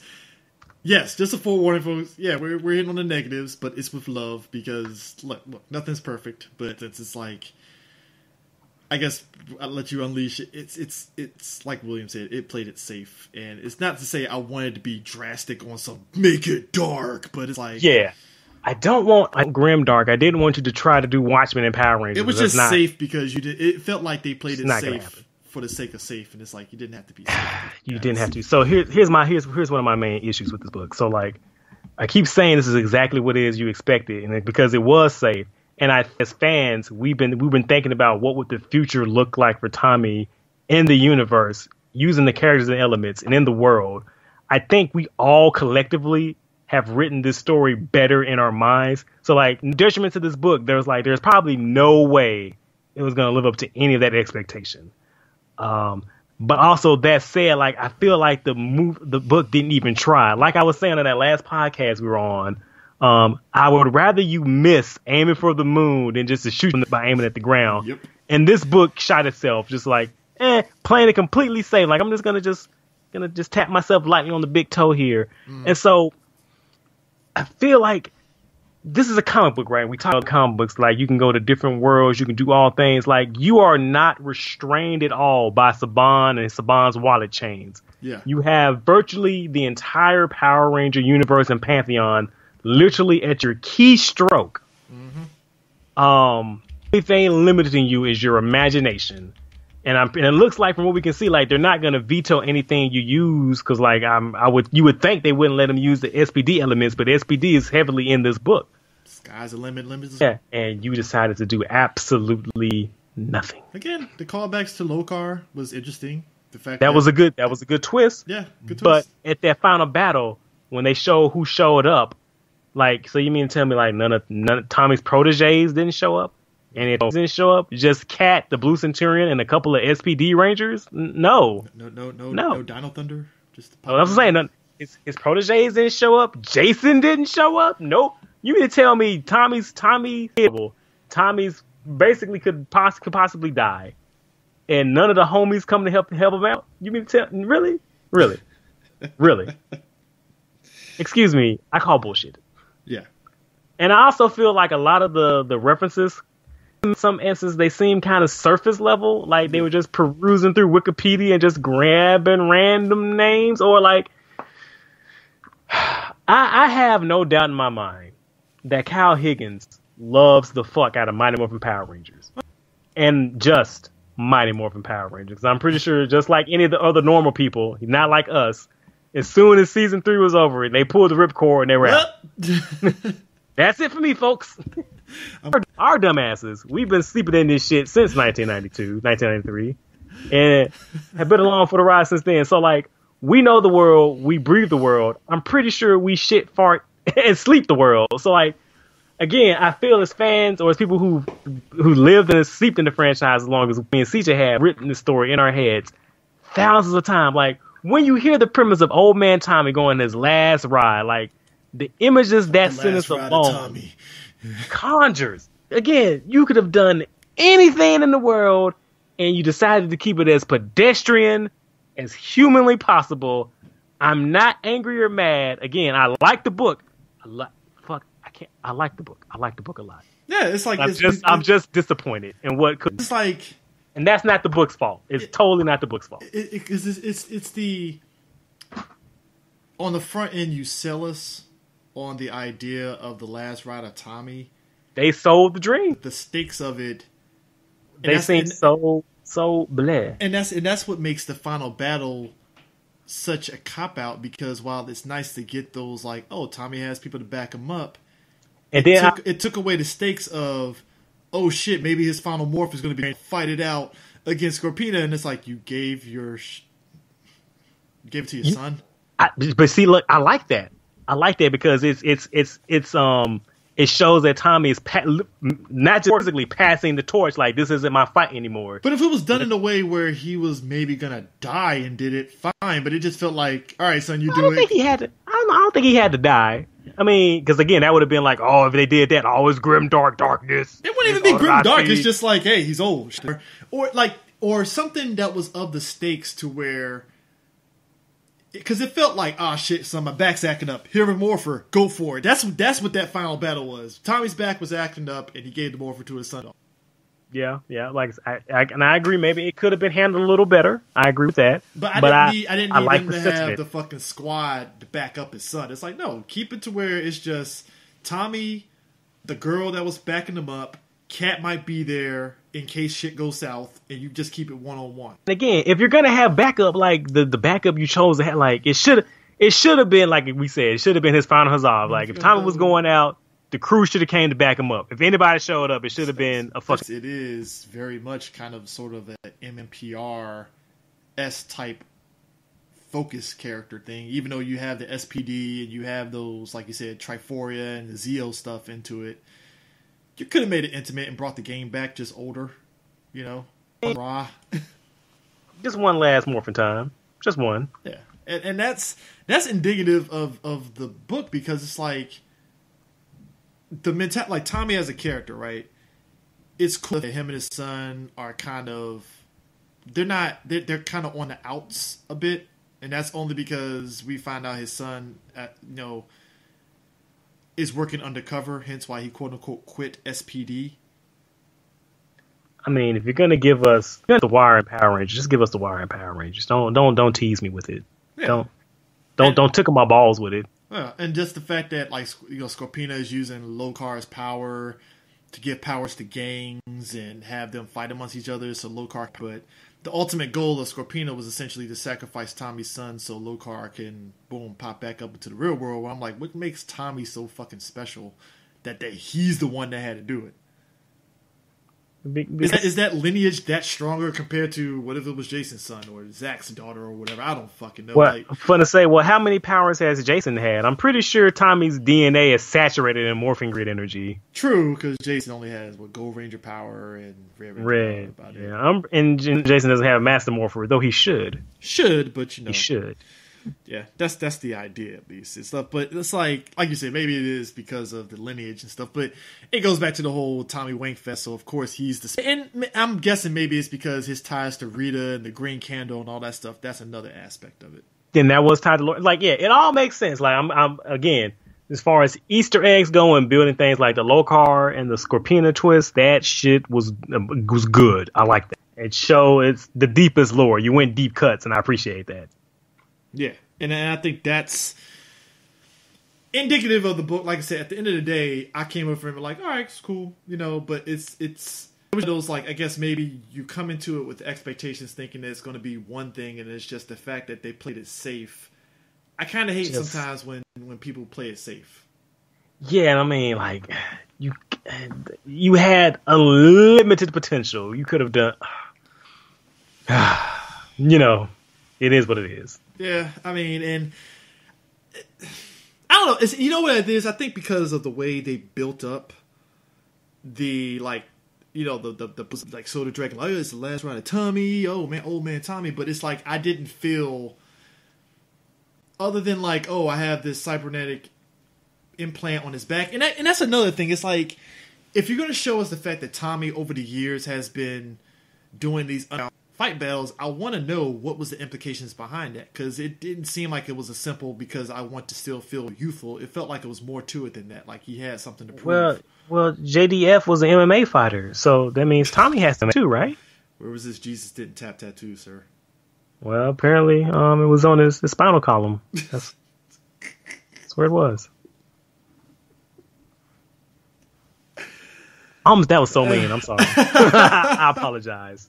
That was mean. It was just that was one of those things where it's like I want to see more of that. Like, what exactly in the midst of him getting hit by Homeboy did the Master Morpher just said, "Fuck it, we're not going to work anymore"? Yeah, and I agree. I feel like the scene that built up to this story was infinitely more interesting than what we got. Like, I want to see how exactly did SPD get established in this world, because Sky and Tommy have that conversation where they reminisce on back in the day when they were help saving. Hold up, so Tommy and Sky had a team up and we didn't see it? Well, at least once, because they fought in the Legendary War. Oh yeah, they do. Yeah, they do mention the Legendary War. yeah, they do mention that. Oh yeah, or it could have been Shadow. Come to my Shadow Grid. I'm assuming Shadow Grid. Yeah, let's assume Shadow Grid. I don't believe Legendary War. They were talking to each other. Let's not cross the streams. Speaking of, did I send you that video I saw of somebody who took the Legendary War from Megaforce and like spliced in some audio, and they took all the unused footage from the 99 Heroes movie and a lot of the unused Gokaiger fights. Yeah. And recut the Legendary War to what it should have been, and it was fucking amazing. He's gonna blue ball them to death. Oh my gosh, it was fucking dope as shit. They did the. I'll send you the link. All right. But yeah, but it's like if somebody was asking me if I think they should read this, sure, read it. I think if you're going into it with like no expectations, like, oh hey, am I gonna like this book? I'm pretty sure you're gonna like it. I mean, it's Tommy. It's Tommy, right? If you like Tommy, if you like a look at an alternative, it's competently written. Yeah. It's like I have that technical speaking, I have no issues with how it's written. Yeah, the writing is fine. I mean, they nailed Kat and Tommy's relationship, which I think was dope. It was something that even the anniversary they hinted at it, but it was like, hey, can we see what their daily interaction is and stuff? And clearly they love each other, and Kat is doing her thing and stuff. So it's like clearly there's something there. Kat got her man. Yeah, I applaud that woman. Yeah, it's like she had all these things that they world build. It's just ultimately you're kind of wishing that they took some gambles a little bit. Yeah, and I could have done without the power snap pack drug, and I did nothing for me. I didn't mind it. It's like the idea of using magic to turn these people into like roided up ranger versions of what they know. And maybe that's just me because, like I said many times on Twitter, I'm kind of annoyed, or at this stage of the game now, I'm tired of all the original mark copyright Boom Studios suit designs. Like I'm just sick of them. I'm like, no more, please. I mean, yeah, but it's gonna, the hits. You should already know that because they're using 5-man. For the origin of the Psycho Rangers, and they already came up with a Green Ranger and 5-man. I'm just like, can we just see stuff that we haven't seen in the comic books? Like, Psycho Rangers just be Psycho Rangers because fucking dude, I'm excited to see 5-man. Like, I'm excited for any Sentai suits that we see drawn by, especially if it's drawn by Dan Mork. Fuck that man. Get that man a fucking Ultraman book or a Kamen Rider book, please. Please let that man draw something. But you don't have to invent a Green Ranger. Like, can we just... I'm just tired. I mean, because that Green Ranger, it was just basically a roided up version of the Green Ranger. And it's like, all right, cool. No, it's like, no, it kind of reminds me of like, that's probably what the 2017 movie Green Ranger. Oh man, I still can't believe Hasbro. I'm happy, but I'm trying to see what Hasbro wants to do with that sequel movie. If it is a legit sequel, we'll see what happens. We'll see what happens. And by the way, can I just say, like, the SPD Green Ranger with the dragon shield looks stupid? I don't understand this need to want to throw the Okay, look. Okay, so first of all, can I just say this? So did you see that image they released of with the future SPD Rangers with Sky as the Deca Master in that red Ranger costume? No, I did not. You did not. So you know how I feel about Sky and Red. Like, I never liked the thought of Sky and Red because that completely destroys his character transition, his character journey through SPD, where he realized that it doesn't matter what color you are. Yeah. But then the show decides not to reward him, but to give him red anyway. I'm like, yeah, it was a promotion by the end of the series, and it's like, I'm like, that completely defeats the point of his character journey, his arc. It's just like the opposite of, and the power was inside you all along. It was like, no, you were right. You should have been the Red Ranger all along. It's like, really? But anyway, that the suit does look dopey. I mean, it looks. Is there a picture online of it? Yeah, I think one of the artists, they tweeted it out. Let me see if I can find it. I'll tag you in it. Because the idea of Sky as the Deca Ranger is like, cool. Fine. You get it? It's the 10th SPD Ranger. Get it? It's a joke. Because we're calling him the Sentai name because it's funny. We're clever. Laugh at us. I mean, look, I'm just happy that they still recognize the Blue Centurion as part of like a prelude to the Space Force, Space Police Force. Yeah, I appreciate him being there. I also, Cause I was always curious, how do you fold in the Blue Centurion into that? You know, well, when you have a Time Force and then you got Blue Centurion, it's like that would make sense if they folded them into it. like there sure are a lot of fucking cops in the Power Ranger universe. And only one magic. There are a lot of fucking police. And so, a lot of dinosaur themed teams. Interesting.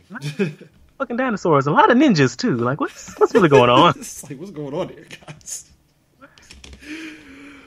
Oh man. So I don't really like the SPD Green Ranger with the SP because like the Dragon Shield is like a special. It's special. It's well, you know what it is. Okay, so you know, it was. Look, I remember. You know, watch Power Rangers. You saw Jason get the Dragon Shield, and you know, I think we did when we were doing the commentary on with Tom when that happened and stuff. You know, you kind of think back to as a kid, and you're like, "That's awesome!" You know, and you're happy. You're all just set, right? And then you know we get that. I think that was Zhu Ranger 2 scene where that's the Green Ranger shield, and it was dope. It was like, all right, cool. That's a nice variation to it. And I enjoy going to conventions and seeing people do variations of that. Some original, which I think is cool, and others that's just, you know, others they just do kind of like, oh, it's the Blue Ranger with the Dragon Shield. It's the Pink Ranger with the Dragon Shield. It's the Yellow Ranger Dragon Shield. That kind of thing. But my thing is like SPD Green, yeah, it does. When it gets overdone and stuff, because you remember when the Super Mega Force promos came up with the old Rangers, and they showed dude from Samurai with the Dragon Shield on. Yeah, they were just like doing behind the scenes fucking around. Yeah, like, and they showed that's that, nice. and I was like, that's cool. Okay, don't be in the show though. Don't be in the episode though, because like here's my thing. SPD Green does not have the same significance, story, plot, character wise. Literally third tier. Literally, the number 3 is on your chest, bro. You get the Dragon Shield. Does everybody get the Dragon Shield, son? I mean, I'm like, I get it. Like, and like, Green SPD does not have the same clout, the same significance as the Green Dragon Ranger. Like, that doesn't. Actually, it's not don't even have the same significance as fucking the Samurai Green Ranger from Ninja Storm.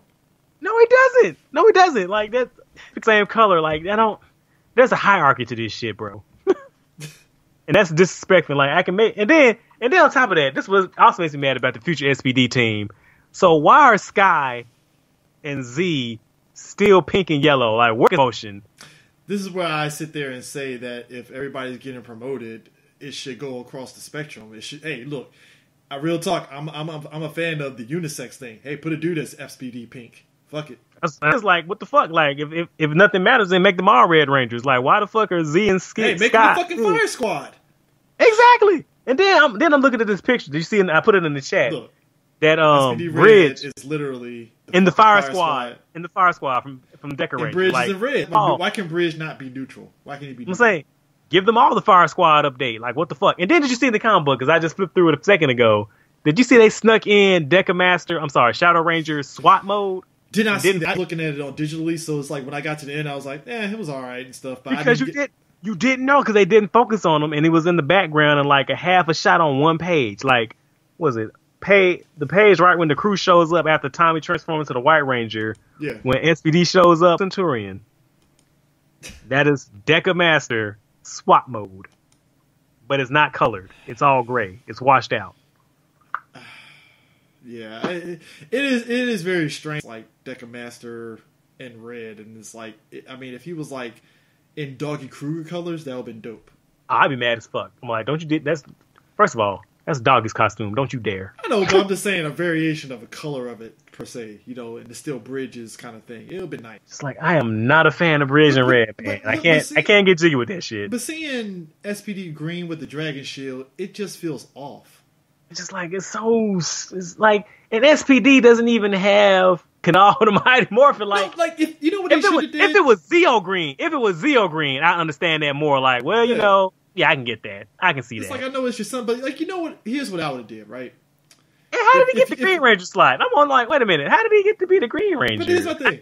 Like, you know what? Okay, it's like, look, if you want to do an homage that he's Tommy's son with the shield, why don't you have it when he transforms into SWAT mode? Make the SWAT vest like the color of the Green Ranger shield. CCJ, that makes sense. And that way you get your homage, and it's like, oh, cool. It fits the motif of SPD, but you still get that, like, shades of, like, oh, it's the Dragon Ranger shield, but by way of SPD. Cool. Well, so you're making sense. You stop that, sir. I know I am, but stop that right now. I just don't get the fascination of just throwing the shield on there. At this point, I'm just waiting for them to just throw the shield on, like, fucking Jungle Fury.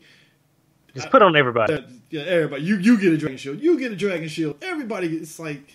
Whatever, man. I don't like looking at it now and just staring at it. When you stare at it, you're just like, it just feels off. Like, yeah, the more you look at it, the more I look at it, the angrier I get. See, it just feels off. It just feels like if I cosplayed as SPD Green and just thought I was witty enough to put that on. Like, so creative. Sure, like, I'll get a lot of people take my pictures like, yo, that's a dope. But it's not, though. It really ain't. It's really not. But thank you. I mean, thanks. I mean, cool. But, you know, it's hey, I guess. I don't know. It's just those kind of, it's like, you know, I know we're taking the piss out of it, but it's just like, it has to be, we have to take it, just sitting back like, what is life? Like, just why?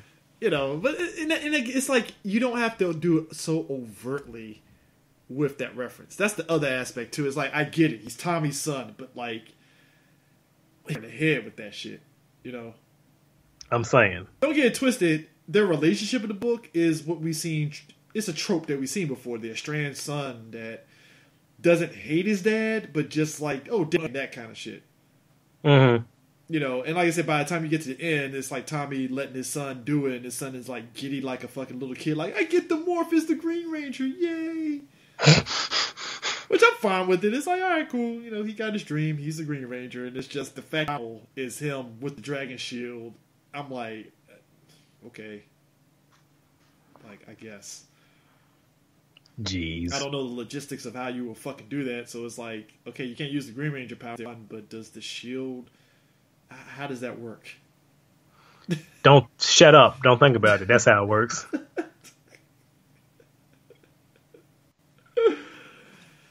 Oh man, I will say this though, if they were to continue with these kind of one-off stories in Power Rangers, who do you think? What kind of story do you think they should do next? All right, if we're keeping one off, because I think this is the second one off, because Kim got hers first. Yeah, she got hers first, and then you get this.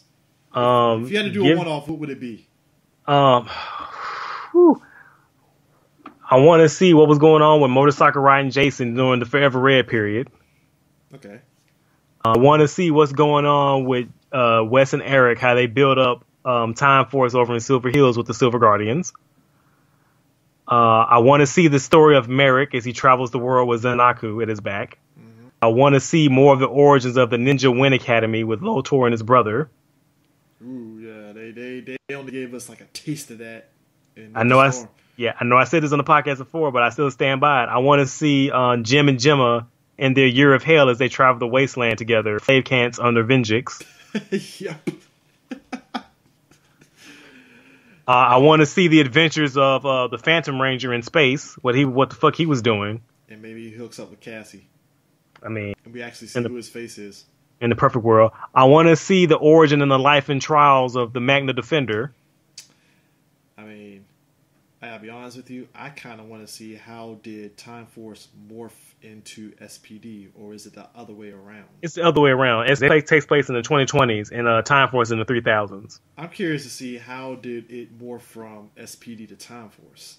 I don't think it morphed. I think it's a parallel organization. Oh, so they both kind of... Yeah, because I'm pretty sure...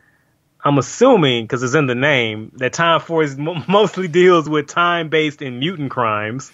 Because everybody assumed that Sky's dad in the fucking Time Force outfit, his dad was Wes or whatever and stuff. So the logic was, so SPD must have came first before that. But like, if you're saying that they kind of took place parallel, then it's probably just assumed that, hey, both outlets kind of like the FBI and CIA. They both serve they kind of sort of. Now, if I'm not mistaken, I feel like I remember reading this. Like they regretted doing that because, like, logically speaking, it should have been the Decker Ranger Red Ranger costume. Yeah, but I think whatever reason, they just grabbed whatever Red Ranger costume was in the storage and put an SPD badge on it.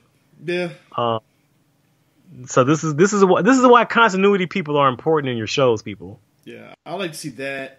I do want to see like shit after Turbo, where we see like the fight on Eltar and all that stuff while in space was going on, like all that shit going down. You know what? The robot Turbo Rangers is the Eltar Liberation Front. Mm-hmm. I'd read that book. You know, maybe that's where the Phantom Ranger went. Well, the Phantom Ranger and Blue Centurion, that's what they were. Yeah, they were. You know, fighting a bunch of monsters by themselves, and I'm like, where's the robot Turbo? Interesting.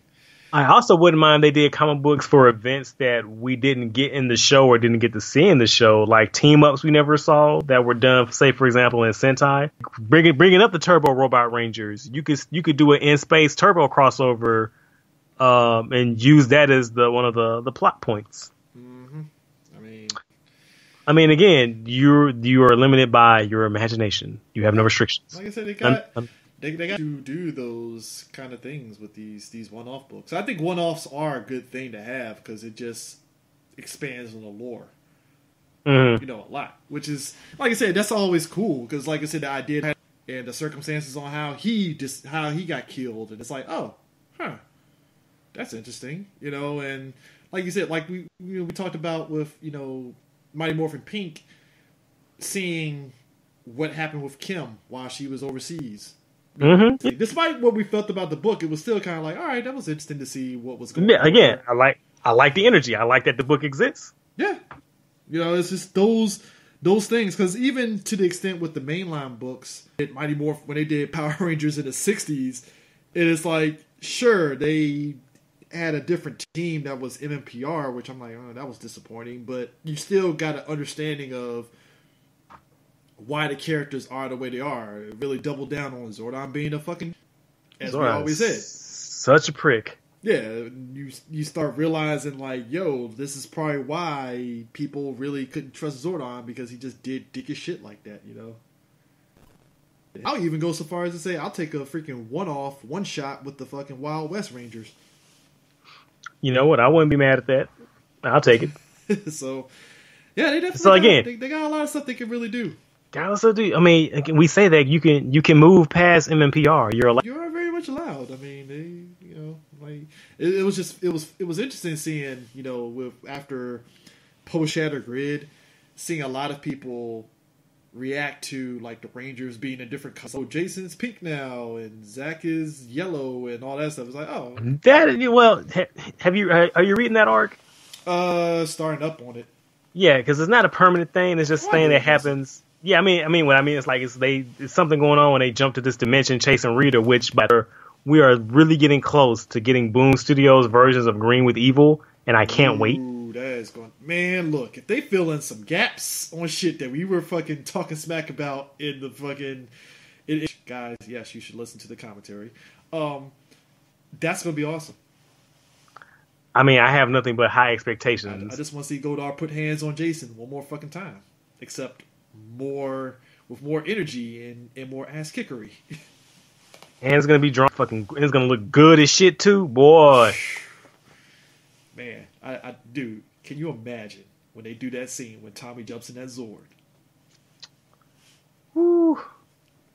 Can I get it? Can I get it poster size? Shit. Long live Emperor Rita. Bam! It's like, oh shit. No, not the face. They weren't ready. They weren't ready. No. Pineapples. I'm sorry, yo. When Trini got the fucking 2-piece and hit the fucking thing and its sparks started flying, I was like, man, Trini got the fucking brunt of that shit. God damn. Man, well, she give us sitting next by the door, man. That's her fault. Hey, surprise, bitch. Damn. Who didn't lock the door? Hey, he had a power coin, so I like how Zordon's thing was like, well, he has a power coin, so that's how he managed to get in your Zord. So Don't know what to tell you, dog. This is out. So Zordon, you weren't gonna tell us the 6 power coin? It didn't come up. Oh man, You didn't think to tell us that your mortal enemy. Oh, I want them to explain that shit in the comic too. I want to hear the explanation on that one. Like, so you didn't tell them about the 6 power coin? What the fuck? So you mean to tell me anytime she had literally the nuclear option on her moon base, and you didn't think we should know that? Nah, Dog. Nah, big fan. Oh man, but yeah, it's like I said. Overall, Soul of the Dragon. It, like I said, a lot of concepts that are interesting. It's just it played it, like William said, it played it like ridiculously safe, like the safe. Like sure, Training wheels with a foam helmet. so he's using all his different powers and stuff, and he's feeling the pain of like the powers is draining out of me. Kind of like again, good callback to when Adam morphed and stuff, and he was like, yo, that shit can hurt you. I'm surprised at the mileage they get out of that damn episode of In Space. Look, I think I gotta be honest with you. That was an episode I didn't see coming. If you want to be frank, because it was just like, hold up, you could do that, really? I guess so. Look, lines of you remember when we got season 2 and we saw the Rangers without the helmets, and then I remember going to school the next day and somebody was like, I didn't think the morphin grid allows that. I think we talked about, one of the reasons they started doing scenes like that is that they wanted to maintain the illusion that the footage, that the actors were, you know what I mean? Like they were in the suits. Yeah, they were in the suits the whole time. So that makes sense. Because, you look at the first season, remember when they got their weapons and it's just them nodding and the ADR working its magic. You call that magic. Yeah, 93 magic, but I mean, the old college try there. It's like, thank you, Zordon, as he's shaking his head, yes, in agreement to getting the weapon. And then back to action. To make sure they have the mouth flaps. Yeah. And then it was like, nah, we'll just take the helmet off, and we start positing on how Zach can fit the braids inside the helmet. So, but yeah, it's overall, Soul of the Dragon. Yeah, like I said, give it a read. It's up. I would say, you'll probably come away with it, for the most part, probably enjoying it, but... Yeah, your mileage may vary. Again, like I said, me and CJ, we are seeped in the lore and the mythology. So, like I said, I think 1,000 times I've written and seen this story in our head. So maybe we might have came into it with a little different expectation than other people. It's what you expect that they would write if they did a live action version of it. Did you see that bullshit where people were talking about how they want this? I'm like, don't. No. Don't you dare. No. Stop it. Because number one, they would find a way to water it down than what it already is. Oh my, can you imagine modern Saban trying to do Soul of the Dragon? First of all, he wouldn't even spend the money guys back. So why are you even saying that? Why do you even want that? And two, let's be real about this. We've gotten this kind of version before during In Space when fucking when Andros went on that planet with all the monsters and was shit. I'm good. I mean, I'm fine with it. I mean, if they do it, I'll see it. I mean, I wouldn't say no, but I would prefer you not to do it. They would speed through it unless you make it a legit 3-parter. That's the only way it'll work. Unless it's like a straight 44. JDF would be down for it. You already know that shit. Yeah, that man his panini and his bags of chips. He ready to go. I mean, look, I wouldn't mind that. Just be like, yo, give me 3-parter. Don't cut shit. Do Soul of the Dragon live action. That shit would work. You already know he's knocking the Hasbro's door going, so you got that network, right? Yeah. So we can go on Netflix, just FYI. Just we right there, you know what I'm saying? We got the deal right. I'm just saying. Yeah. It's so. But that's it for Soul of the Dragon and Comic Book Quarter. I think this is actually fun. We talking the actual comics. This is fun. It is. It is. We're talking about the fun. And I think next time we talk, we gotta talk about that fucking bullshit from Rob Liefeld, Major X. Oh my god. Do we have to though? Do we have to though? I mean, look, I saw the image. I'm like, hey, Rob Liefeld knows how to draw feet. Miracles can happen. You know what? This is a series finale of reality, so anything can happen. I mean, look, Rob Liefeld competently. That's how you know the end of days is coming. I mean, that's it. That's a wrap. The long running joke, and it's like Rob Liefeld was like, "I'll fucking show you guys." Bam. Who's laughing now, biatch? Now do it consistently. No! One on every 22 page. My weakness, consistency. It's funny because it's true. Yeah, it is. It is true. But yeah, I don't know. We might talk about Major Four, the most unoriginal fucking character in existence. So you mean great value Deathstroke? It's like Deathstroke, but trying too hard not to. Remember when Liefeld tried to do like his version of like Captain shit, and it wasn't Captain. It's like, come on, Rob. It wasn't Fighting America. It was the other one. What was the other one? See, I'm about to say Major Victory. I'm like, no, it wasn't that. It was something. I forgot what it was. I was fucking because I remember dying. that shit. Like, fuck, Rob. It's like, you're not even trying, Rob. You're not even trying. Oh, man. But anyways, folks, that's it. Of us talking comics. So we will catch you guys on the flip side. Peace out. Wiedersehen, mein Phoebe.